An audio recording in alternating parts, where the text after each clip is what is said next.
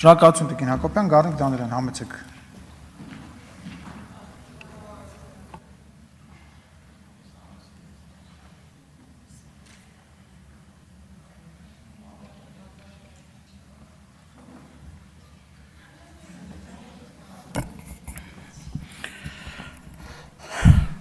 Նախ ոչ մեկ իրավունք չունի լրագրողի հետ խոսել այդ բառապաշարով եւ այդ խոսույթով,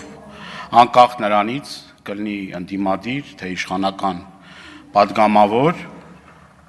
Երկրորդը, ես ուզում եմ ձեզ հետևյալի մասին ասել, շատ ստեղ շահարկվեց Բագրատ Սրբազանի ասածը, կներեք, ես ուզում եմ հարց տամ, էլի, այստեղ նստածներից հոգևոր դասին պատկանող մարդիկ կան, կարողա դուք եք սրբազան։ Այսինքն սրբազան հայրերը իրավունք ունեն մեջբերումներ անել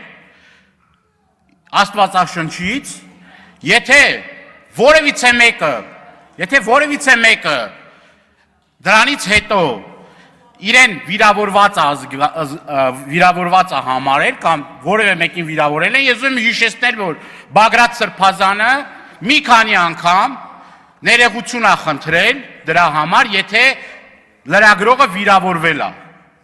Բայց այդտեղ խնդիրը գիտեք ինչ, ամեն ինչի մասին խոսում եք, բացի ներողություն խնդրելուց։ Ես չեմ լսել, պարոն Քոչյան, դուք երբևիցե ներողություն խնդրել եք։ Ամեն ինչի մասին խոսել եք, բացի ներողություն խնդրելուց։ Նույնը ոնց որ մի քանի օր առաջ Նոր-Նորքի թաղապետարանում ասում են բռնություններ չկան եւ այլ, բլոգերին ձեր կոալիցիոն գործընկերը 10-20 հոգով դաժան ծեծի են ենթարկում, հետո այդ բլոգերը հայտնվում է ձեր բակալված հայտնվում է ոստիկանական բաժանմունքում, եւ ասում են Ռաֆիկ ни в чем не виноват։ Այդ բաններ, այդ թաղապետներ մի երեք գործակարգավորական հանձնաժողովի նիստում ներողություն է խնդրում Տիգրան Ավինյանից։ Բայց ոչ այն մարդուց, որոնք մարմնական վրացվածք են հասցրել, մարդուն տեղափոխել են հիվանդանոց, գլխուղեղի ցնցում է ստացել, այդ մարդն մինչև հիմա պաշտոնավարում է։ Ու իդեպ դրանից առաջ ամենակեղտոտ հայոյանքներն է հնչեցրել հենց այդ բլոգերին, այդ ամեն ինչը սկսել է հենց դրանից։ Հենց ամեն ինչը սկսել է դրանից։ Եվ ոչ մեկ իրավունք չունի դրանից հետո պաշտպանի, ասում է, սա դրել են, ինչ անի, ասում է, խեղճ թաղապետի ինչ անի, եկել են սա դրել են, ստիպված ասում է, ծեծել են,